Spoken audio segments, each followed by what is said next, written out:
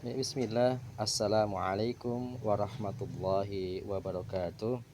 Alhamdulillah wassalatu wassalamu ala asyrafil anbiya'i wal mursalin wa ala alihi wa ashabihi ajma'in amma ba'du. Alhamdulillah ketemu lagi dengan Ustadz Tanto dalam agenda belajar Al-Quran di kelas tahfidz maupun di kelas non-tahfidz. Alhamdulillah dalam keadaan sehat walafiat semuanya, dan mudah-mudahan kalian juga sehat walafiat di rumah kalian masing-masing. Ya, tetap jaga kesehatan, jaga ibadahnya agar kita mendapatkan keberkahan dari Allah Subhanahu wa taala. Ya. Anak-anakku sekalian yang saya tanto muliakan, yang saya tanto banggakan, kali ini kita akan belajar tentang ilmu tajwid. Tetapi sebelum kita belajar ilmu tajwid, kita akan memberikan pengantar dulu, ya, pengantar ilmu tajwid. Nah, apa saja yang kita pelajari dalam ilmu tajwid, tentu akan berikan kalian, ya, pembahasan-pembahasan yang nanti kita akan pelajari. Yang pertama adalah pengertian ilmu tajwid itu sendiri. Yang kedua adalah hukum mempelajari ilmu tajwid. Kemudian tujuan mempelajari ilmu tajwid. Ya, jadi yang pertama pengertian, hukum, tujuan belajar ilmu tajwid. Kemudian tingkatan-tingkatannya dalam membaca Al-Quran atau qiraah. Yang terakhir adalah adab-adab membaca Al-Quran. Nah, ini yang nanti kita akan pelajari sama-sama. Serta juga masih belajar terus, ya, karena ilmu itu, ilmu Allah itu bagaikan lautan, ya. Nah, kemudian yang pertama kita bahas tentang, nah, ini pengertian ilmu tajwid, yaitu ada dua pengertian. Yang pertama secara bahasa, dan yang kedua adalah secara istilah. Ya, secara bahasa, tajwid dari kata jawwada yujawidu, ya, apa itu namanya, atau tahsin, ya, membaguskan. Itu kalau dikatakan ada ungkapan bahasa Arab, ya, jawada fulan syai', artinya ketika dia mengerjakannya dengan baik, yaitu berusaha untuk membaguskan, nah, gitu ya, baguskan. Kita jawada yujau itu. Yang kedua adalah secara istilah, ya, itu adalah memberikan setiap huruf haknya dari makhraj dan sifatnya dan mustahaknya, ya. Jadi ada dua haknya huruf itu. Yang pertama adalah makhraj, ya, makhraj itu adalah tempat keluarnya huruf. Jadi kita belajar ilmu tajwid itu tadi, ya, itu secara istilah tadi dikatakan bahwasanya memberikan haknya, yaitu dari makhrajnya, tempat keluar hurufnya. Jadi ada tempat-tempat keluar hurufnya. Jadi bagaimana bunyi a, ya, atau bagaimana bunyi harokat fathah, kasroh, dhammah, ya, yaitu fathah dengan membuka, kemudian kasroh dengan menurunkan rahangnya, u dengan seperti ini u, ya, begitu. Nah, kemudian sifat-sifatnya ada sifat hamas, ada sifat al-fatku dan sebagainya, ya, banyak sekali. Dan kemudian ada mustahaknya ini adalah seperti sifat-sifat yang mengiringinya, yaitu seperti gunnah, iqlab, ya. Ini yang secara istilah. Lah, ini yang perlu kita ketahui. Jadi kita belajar Al-Quran atau belajar ilmu tajwidnya ini, ya, belajar tentang haknya huruf itu, makhrajnya, sifatnya, dan gunnah, iqlab, dan ikhfa dan sebagainya, ya. Nah, kemudian yang kedua, setelah kita mengetahui tentang pengertian ilmu tajwid, kita hukum dulu, ya, hukum mempelajari ilmu tajwid itu apa. Jadi kita mengerti tentang hukum-hukum tajwid, apa itu iqlab, menghafal iqlabnya, hafal tentang pengertian iklab, pengertian hafal tempat-tempat hurufnya, tempat-tempat keluar hurufnya, ya, kemudian hafal apa itu gunnah dan sebagainya, ya. Ini apa hukumnya? Ya, sebelumnya adalah seseorang dikatakan benar dalam membaca Al-Qur'an adalah ketika dia membacanya sesuai dengan kaidah-kaidah ilmu tajwid. Ya, karena Allah berfirman, "Warattilil Qur'ana tartila" di surat Al-Muzammil ayat yang keempat, dan bacalah Al-Qur'an itu dengan tartil atau perlahan-lahan, ya. Imam Ali memberikan tafsirnya itu adalah memberikan hak-hak huruf itu sendiri. Yang panjang dipanjangkan, yang pendek pendek. Nah, dari ini para ulama memberikan sebuah penjelasan tentang hukum dari mempelajari Al-Qur'an, atau hukum mempelajari ilmu tajwid, ya, yaitu apa? Fardu kifayah, atau fardu kifayah itu adalah wajib jika atau wajib melakukannya, atau wajib mempelajarinya. Jika ada satu orang yang mempelajarinya, maka yang lain tidak mendapatkan dosa. Tapi kalau semuanya tidak mempelajari ilmu tajwid, ya, maka semuanya berdosa. Itu fardu kifayah. Nah, tetapi ada sebagian kita di antara kalangan kita, ada yang tidak mengerti tajwidnya, tidak mengerti akan hukum-hukum tajwidnya atau istilah-istilah dalam ilmu tajwid, tetapi dia membacanya benar. Nah, kalau dia membaca Al-Qur'an dengan benar dengan ilmu tajwid, maka ini hukumnya apa? Wajib ain. Setiap orang wajib ketika dia belajar membaca Al-Qur'an, maka dia wajib itu sesuai dengan kaidah-kaidah ilmu tajwid, walaupun dia tidak mengetahui nama hukum-hukum ilmu tajwid. Ya, maka dari itu kita belajar ini, ya, seorang pelajar, ya, berusaha untuk bisa mengerti akan tahu hukum-hukumnya, dan kita mempraktekkan apa yang tahu hukum-hukum mempelajari ilmu tajwid tersebut, gitu ya. Jadi mempelajari ilmu tajwid adalah fardu kifayah, akan tetapi mengamalkan atau membaca Al-Qur'annya itu adalah fardu ain.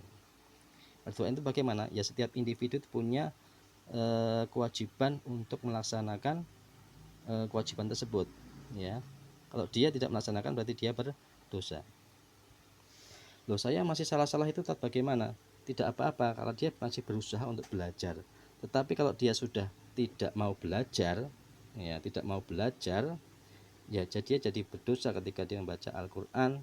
Dia sudah tidak mau belajar lagi. Tapi kalau dia sudah belajar kok masih salah-salah, ya, itu sudah dapat pahala yang luar biasa. Yang ketiga yang kita pelajari adalah tujuan mempelajari ilmu tajwid, yaitu apa tujuannya? Yaitu menjaga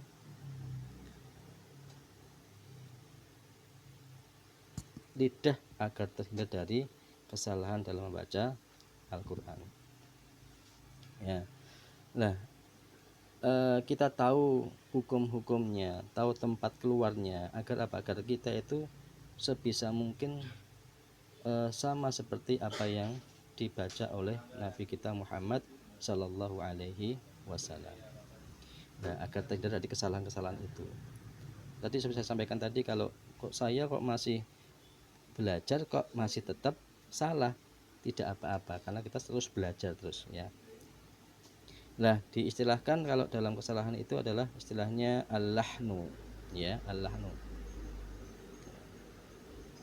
Nah, al-lahnu dibagi menjadi dua. Yang pertama adalah al-lahnul hali, dan kedua adalah lahnul khafi, ya.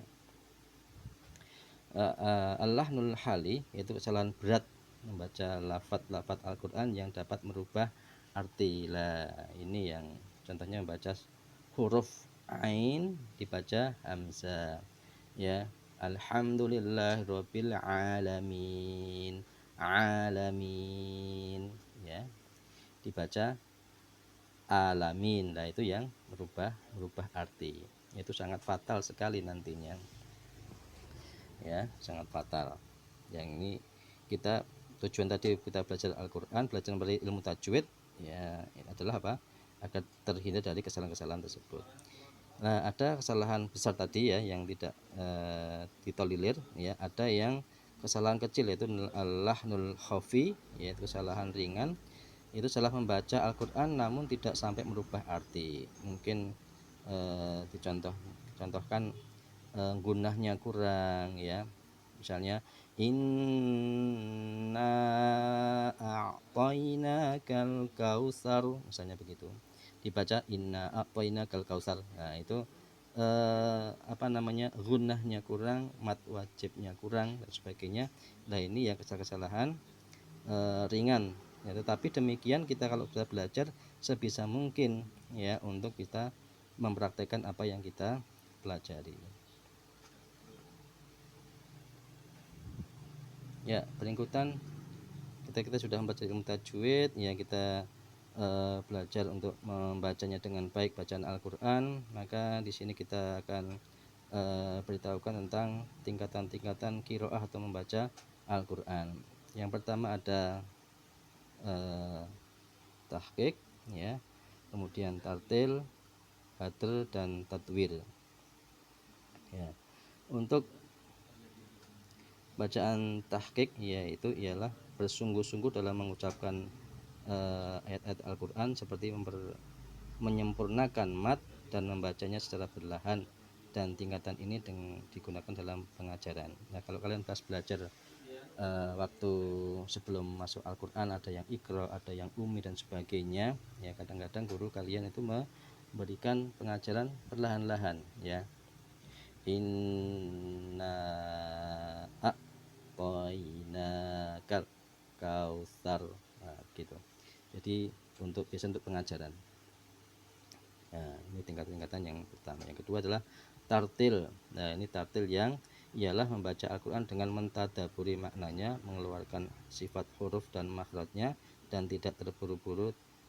Tingkatan tartil adalah tingkatan yang paling utama atau yang contohkan oleh beliau sallallahu alaihi wasallam ya. Warattilil Qur'ana tartila. Bacalah Al-Qur'an dengan tartil ya, perlahan-lahan. Kemudian al-hadr ialah mempercepat bacaan dengan memperhatikan hukum-hukum tajwid. Tingkatan ini digunakan untuk menghafal Al-Qur'an. Ya, untuk hafal Al-Qur'an ini pas murojaah gitu ya, itu lebih cepat ya. Alhamdulillahirabbil alamin, arrahmanir rahim, maliki yaumiddin, iyyaka na'budu wa iyyaka nasta'in. Terusan ya. Cepat ya untuk murojaah ataupun untuk menghafal Al-Qur'an. Nah, kalau tadwir inilah tingkatannya di tengah-tengah, tidak perlahan juga tidak cepat sekali. Nah itu tingkatan-tingkatan tentang qiraah bacaan. Yang paling nanti kita pelajari adalah yang tartil nanti insyaallah. Lah, ketika kita membaca Al-Qur'an tentu saja kita tidak melupakan ya adab-adab membaca Al-Qur'an. Alhamdulillah kita punya agama yang sempurna, yaitu agama yang Islam ini agama yang sempurna, sehingga seluruh aktivitas yang dikerjakan oleh orang-orang muslim itu semuanya ada adabnya. Baik dia sholat ada adabnya, dia tidur ada adabnya. Tentu saja dalam membaca kalam Allah Subhanahu wa taala pun juga ada adab-adabnya. Ada sopan santun kita membaca Al-Qur'an ya. Yang pertama kita bisa berusaha untuk bersiwak, ya, bergosok gigi dulu ya. Gosok gigi agar mulut kita dalam membaca Al-Qur'an wangi. Kemudian bersuci, berwudu ya, berwudu. Kemudian menghadap kiblat ya, menghadap kiblat. Kemudian di tempat yang suci, jangan sampai di tempat-tempat yang tidak diperkenankan. Tidak boleh membaca Al-Qur'an di kamar mandi, di WC dan sebagainya. Itu tempat-tempat yang tidak baik untuk atau masih larang kita membaca di tempat sana. Kemudian membaca ta'awud, nah ini yang sering kita lupa ya. Baca ta'awud. A'udzubillahi minasyaitonirrajim. Kemudian membaca dengan suara jahar. Nah, ini Membaca Al-Quran itu dengan apa? Suara lantang, suara keras atau yang dijaharkan tadi, dikeluarkan suaranya biar terdengar suaranya. Nanti saya ini akan riak no, ya dijaga, jangan sampai kita riak dalam membaca Al-Quran, ya. Jadi tidak dibatin, menengtok gitu ya. Kemudian memperindah bacaan Al-Quran. Ya, ketika kita sudah lancar membaca Al-Qur'annya, kita bisa memperindah dengan bacaan-bacaan atau makom-makom atau ini apa namanya, nada-nada atau mutal-mutal yang bagus-bagus, agar apa? Agar kita juga kerasan dalam membaca Al-Qur'an. Kemudian membaca dengan khusyuk dan tidak ramai ya ini ya. Apa tuh namanya? Gojek dengan gojek itu tidak diperbolehkan, harus dengan khusyuk, dengan kita berdiam gitu ya. Sebagaimana firman Allah, wa idza quri'al qur'anu fastami'u lahu wa ansitu la'allakum turhamun. Kita mendengar saja diminta untuk apa? Ketika dibacakan kepada kalian Al-Qur'an ya, fastami'u lahu wa ansitu ya. Fastami'u, perhatikanlah, wa ansitu, dan diam, la'allakum turhamun, supaya kalian diberikan rahmat dari Allah Subhanahu wa taala.